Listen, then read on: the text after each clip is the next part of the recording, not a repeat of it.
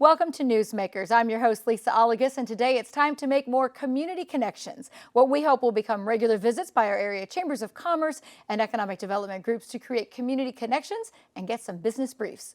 Missouri Southern partners with the city of Joplin to host a big summer event, the 4th of July Festival. Joining us from the city of Joplin to discuss plans for the big event and other summer activities with the Joplin Parks and Rec Department is Jessica Johnson. Thanks for being here. Thank you for having me. This is a big event with the July 4th Festival. So what are we looking for this year? Obviously, will it be held in Fred U. Stadium again? Yes, it will be right here on the campus of Missouri Southern on 4th of July. So July 4th, which is a Tuesday this year.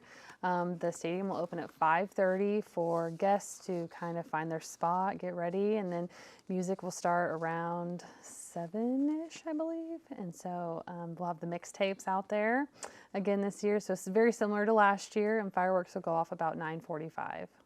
So what should the folks bring? What should they not bring? Because it's always a concern that, somebody will bring something that can be harmful to other folks. Sure. So definitely fireworks. We want to leave those at home, not bring them onto the campus. Animals besides like ADA animals, things like that. Want to leave animals at home, especially outside the stadium for sure.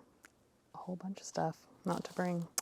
Alcohol, grills, tobacco. But we still do want people to bring things and kind of hang out with us for a couple hours. So we say like water, food, seat cushions, because we'll be in the stadium watching it, or you could be in the parking lot watching it. So lots of things like that. Are they allowed on the turf or on the grounds, or is it all in the stadium seating? Mostly in the stadium seating. There is some grassy areas next to the stadium that we do allow people on, but as far as down on the track or the turf, no. We can't have people down there. And will there be a shuttle for folks to get from different parts of campus to the stadium? At this time, I don't believe there'll be a shuttle of any kind, so we encourage people to find parking spots close. Sometimes if there's a lot of people, they may be walking just a little bit farther to get over here. Yeah. All right. So there's a lot of things happening in the parks because it is summertime. So that means swimming, other kinds of activities. Tell us, you have some water safety events planned. Because obviously, if kids are in the water, we really want them to be safe. So you have even a special safety seminar. Tell us about that. Yes. So our Show Me Water Safety events are with other community partners. The Y, Joplin Fire Department, Reading's Mill Fire Department are all kind of getting together, and we have created this curriculum, basically, and are inviting kids out on certain days to take this class with us, and then if they do everything with us, and they get a free life jacket that we fit to them. That's really important. Very important. Yeah. So, because you don't want a kid to tip over with the wrong size life jacket and not be able to right themselves. Tell us when these events are. So our first one is Wednesday, June 14th at Schiffer-Decker Pool from 6:30 to 8:30. The second one is Saturday, June 24th at Wildcat Park, and there's actually 2 sessions that day. And then our last one is June 19th at Schiffer-Decker Pool, and it is from 6:30 to 8 also. And should parents pre-register? Yes, so pre-registration is required. It's limited to 50 kids per session, and it's for ages 5 to 12. So have they been busy in the past? What have been parents' reactions to this? So this is only our second year, so we're excited to be bringing it back. But parents are very positive about it, really like that we're fitting their kids for those life jackets. So when those kids walk in the door, we're weighing them, we're making sure that life jacket fits them correctly, tightening it, and then they actually get into the pool or the creek and test out their brand new life jacket. That's exciting. I'm sure that it adds that element of security for the parents too. For sure, and these classes are definitely geared for the kids, but the parents can take away a lot of great information from what the kids are learning. So they can maybe learn an element of water safety that they hadn't thought of before, or just something new. Such an example. Sometimes it's just wearing a life jacket. So sometimes people were raised that maybe you can just learn how to swim, you don't need a life jacket, when really they're really important to have, especially if you are in a creek or on a boat. That safety is really, really important. And so we're just trying to give that first line for the parents, so they have that life jacket. So if they're like, oh, let's go do this weekend, they aren't having to be like, oh yeah, we have to get life jackets or something like that. So kind And of this isn't just for pools. I mean, we have a lot of waterways, so if they go canoeing or rafting, Yes. these can be helpful in that, right? Yep. So that's why we also do it at Wildcat Park at Shoal Creek. So kids that attend those will actually get into the creek, and they'll learn a little bit different things because they'll get to be in the creek instead of the pool. But yeah, it's any kind of water safety. So whether that's a pool, creek, lake, river, something like that. So. But then you also offer swimming classes, which is a little bit different. I mean, obviously you're safer if you have had a swimming class and learn how to swim. Yes. So we offer swim lessons starting at age 6 months. So 6 months to 3 years is really getting kids used to the water and general understanding of like rules and things like that, and like asking parents permission before they get into a pool or something like that. And then our 4 and up classes are really geared towards getting those kids the skills to swim. So they're really learning those things. And so these are group lessons? They are group lessons. Yeah, we only offer group lessons, but they are great lessons, and we would definitely recommend them. And are they held at one specific pool? Yes, they are. We're still working on really nailing down. Right now we have them advertised at Cunningham Pool. We may switch it up a little bit, but right now that's where we're planning on having them. Okay. So for those who just want to relax at the pool, you have memberships if they want to, go regularly to the pool. For sure, yep. So we offer family memberships. They're $170. It's for a family of 4. If you have an additional child or a babysitter that you'll have coming with your kids during the summer or with you during the summer, they can be added onto your family pass for $15. And then we have adult passes, senior passes, and child passes. So if it's only like your child just goes in the summer, it's a great way to not have to send money each time, things like that. Yeah.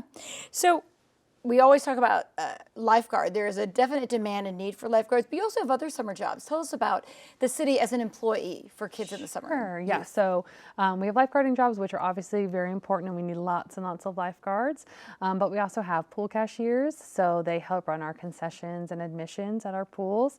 And then we have part-time cashier rec instructors that work over at our athletic complex, so they help teach our youth events that are for 3 and 4-year-olds, and they help run concession stands.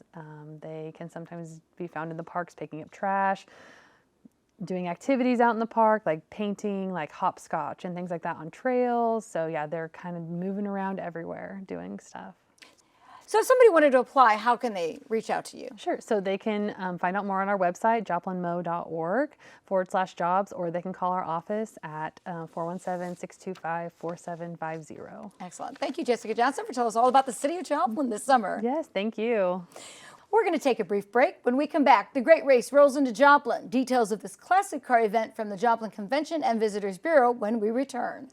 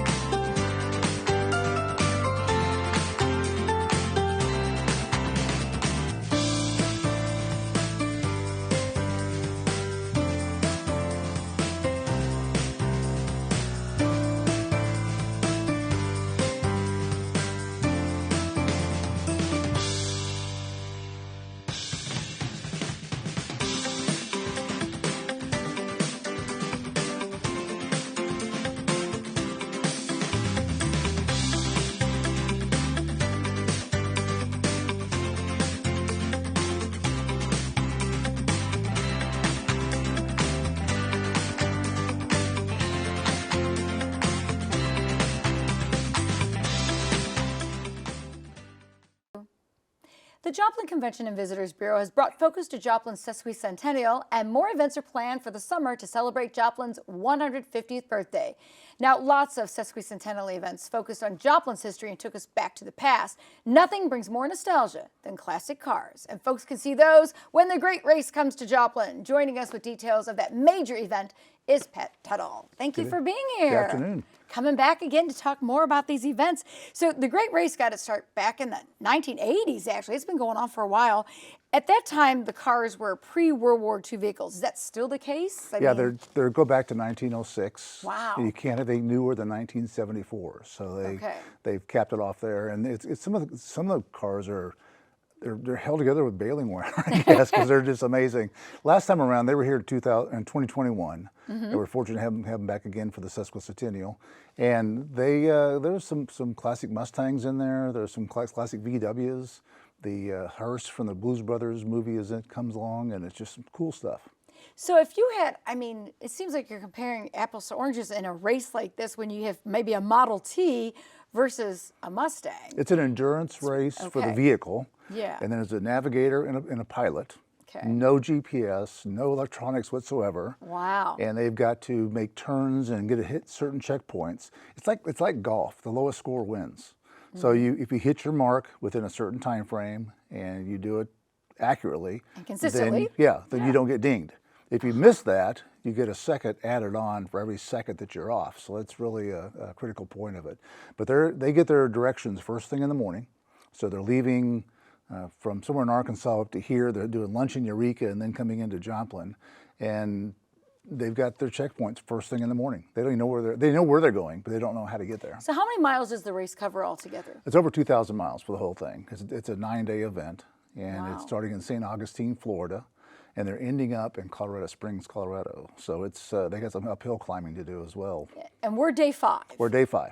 Yeah, we're the overnight for day 5, so they're going to do lunch on the way here, then get in here about 4:30, 4:45. I said 4:45 last time, and 2 of them are early. So if you're downtown at 4:30 on June 28th, which is a Wednesday, then you'll be able to see the cars coming in.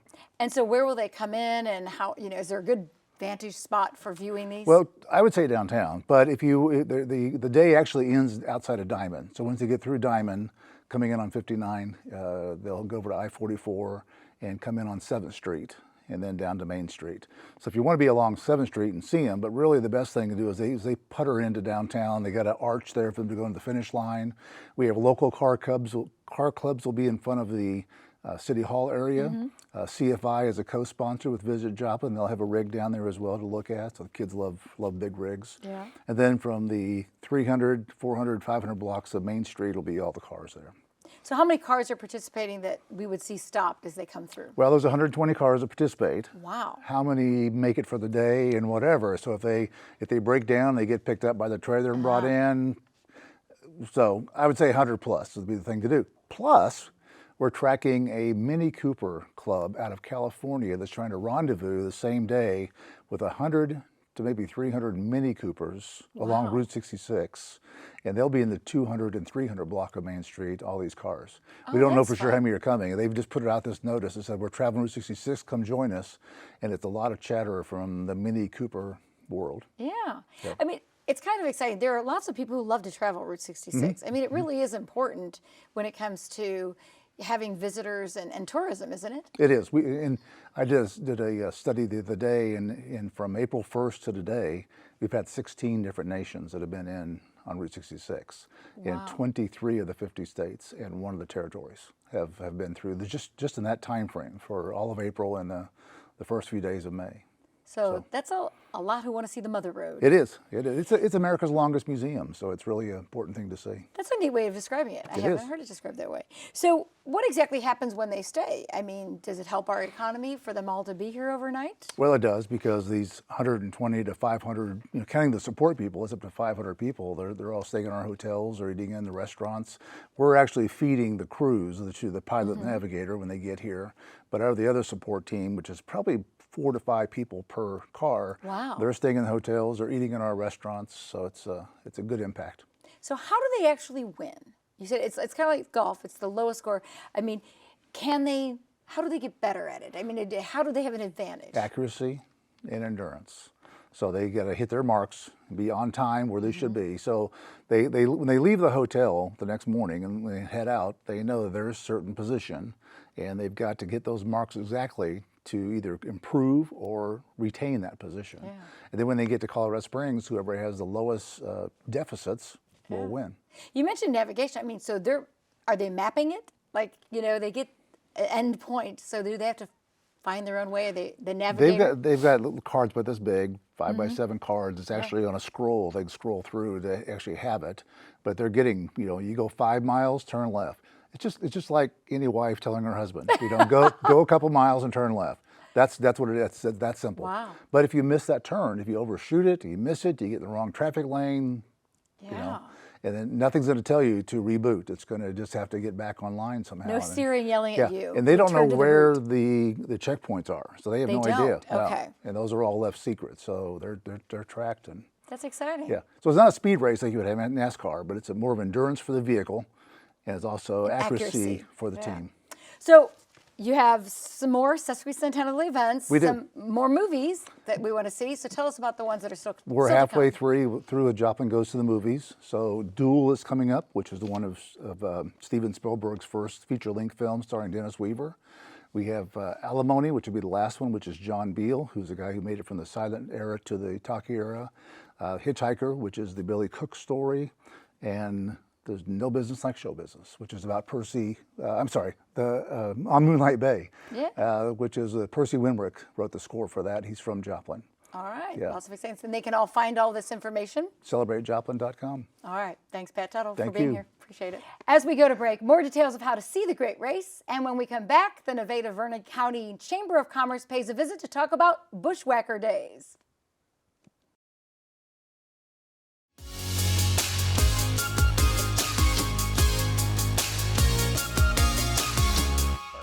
Peyton, a junior elementary education major, takes us downtown to talk more about what you'll find off campus. Let's find out more. Take it away, Peyton.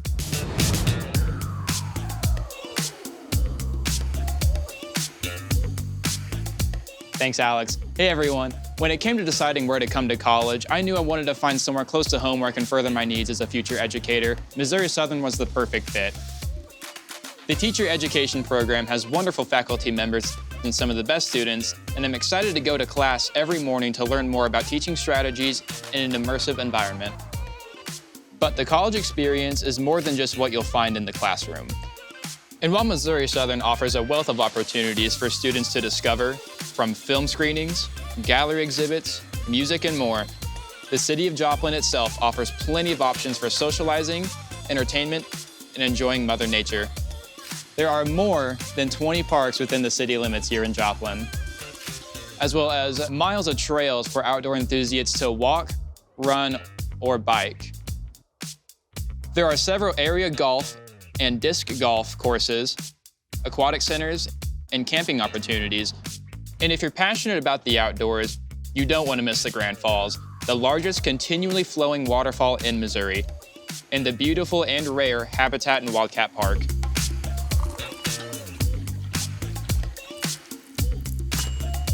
If you want to hang out with friends over a cup of coffee, go downtown to check out Joplin Ave Coffee Company. Check out the talented artists, musicians, and vendors on hand for the monthly Third Thursday celebration. Missouri Southern is always excited to bring our annual homecoming parade downtown to connect with the community.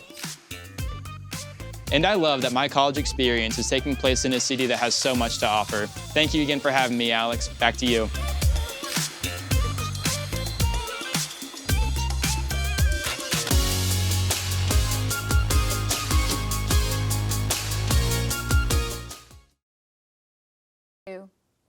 For many small towns, the county fair is the old-fashioned community event of the spring or summer. In Nevada, Missouri, the big event is Bushwhacker Days, complete with baby contests, cars, and carnival rides. Joining us to discuss that is the Executive Director of the Nevada-Vernon County Chamber of Commerce, Jessica Sloniker. Thanks for being here. Thanks for having me. So you have a giant festival coming up. I mean, it's 3 days, but it's packed full of all kinds of 3 things. days and a lot of stuff happening, yes. So it starts on a Thursday. Starts Thursday evening, June the 8th, and we'll start that is Gospel Night.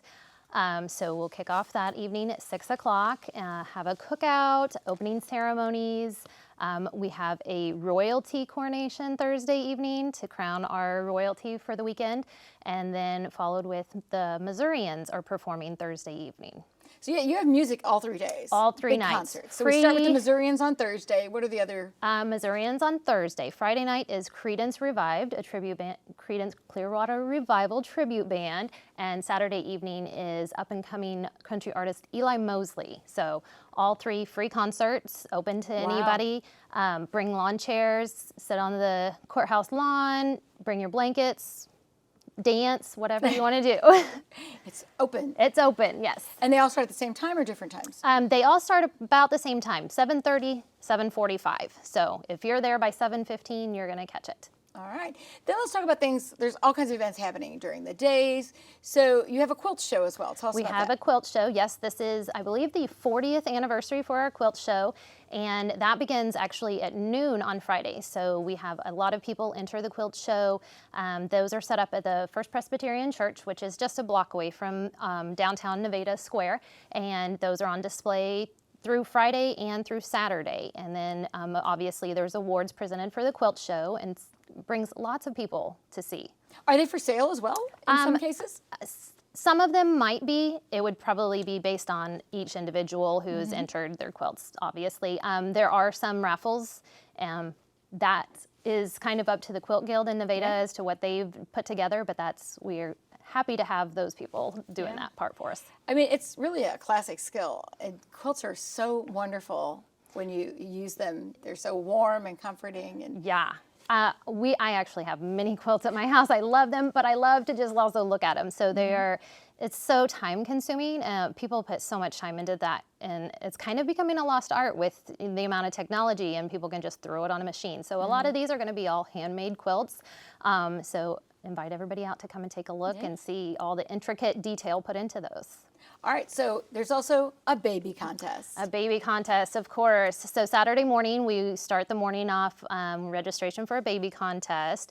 The baby contest then is followed by a toddler swimsuit contest. So lots of fun on the square, How do you on the main judge stage. that? Oh, those judges, they have their work cut out. And we try to make sure that we get judges, obviously, from other areas of the community that might not know very many, because I believe I was told the other day that we had 250 babies and toddlers last Wow. year entered in the contest. So lots and lots of babies and toddlers. So, Difficult job for the judges. yes, yes. A lot of community pride in that. Oh, yes. Everybody is excited. So are the winners announced at a certain event? The winners are actually announced that morning. I mean, they'll receive their awards, their ribbons, that kind of thing. The newspaper obviously will be there, take their picture. It'll be published in the newspaper. So can they still submit them, or they've already submitted them all? So the registration for the baby and toddlers actually happens that morning. So Okay. registration, I believe, opens at 8:15, and then the contest actually begins about 9 o'clock. Wow. So yes, The judges have some quick work to do. yes, very fast. Keep it going, yeah. And then, so there's a car show? A car and show. truck show? Yes, we have a car truck show, and we also have a motorcycle show and games. So something for everybody, from baby toddlers, anybody interested in cars, trucks, motorcycles. Those all begin. The cars and trucks, I believe, registration begins at 9:30, and they all line up around the square, so everybody can kind of take a look at their vehicles. Motorcycle games are held around 9 o'clock as well, and so lots of events So what's happening. a motorcycle game?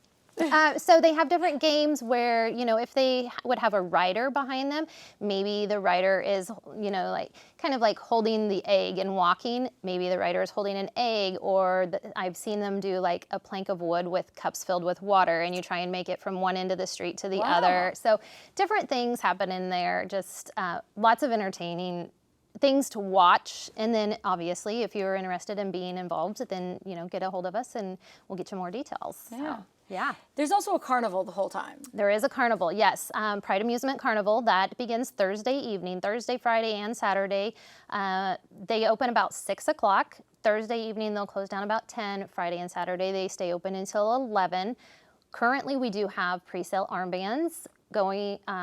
They are on sale for $25. If you buy the armbands at the carnival, they're $30. So We have 3 locations, obviously the Chamber of Commerce in Nevada, Kitchen Essentials in Nevada, and then Great Southern Bank. Any of those locations you can purchase those prior to the Wednesday before. If you have a family and you have kids who really want to ride rides, that's Yeah. probably a best deal. Definitely. I Good money mean, savings obviously everything these days is going up, and then including that. So. And if you had to pay individually, then you have, Oh yeah. again, more cash. More that you'd have cash, to have more on hand. tickets. Yeah, definitely. So, but we encourage everybody to come all throughout the day. Saturday, we also have vendors all around the square, craft vendors, food vendors. Come and get your corn dogs, bloomin' onions, ice cream, everything. So did I see there's possibly a parade? There is a parade. Yes. boy. Yes, the parade starts at 5:05 on Saturday. And a little bit of everything in that as well. Anybody that is interested in joining the parade, we have an entry form. You can get those online on our chamber page, or you can pick them up at the chamber office in Nevada. How long has Bushwhacker Days been going on? How did it get its start? Okay, so this is the 59th annual Bushwhacker Wow. Days. And the Bushwhacker Days Festival is actually just a celebration of the Civil War era, whenever the border wars between Missouri and Kansas were happening, and that's kind of where it got its name. It's just grown immensely. So lots of activities. How can people get the whole schedule? So we're currently working on the finalizing all the details and sponsors. The schedule will be posted on our Chamber of Commerce website. That is www.nevada-mo.com. Under the events tab, there is a specific Bushwhacker Days. You can find all of our flyers, and then as well as entry forms for the parade and the royalty contest, and also then shortly we'll have the full schedule of events there. Yeah. So do people use this as an opportunity to kind of come back home? Oh yeah. I actually had a lady tell me 2 days ago that she is having a family reunion that weekend, and so a lot of her family that were from the area that maybe have left are coming back. She said they would be like 50 people from the family reunion, and they plan it around Bushwhacker Days just so they can come back and enjoy all the activities.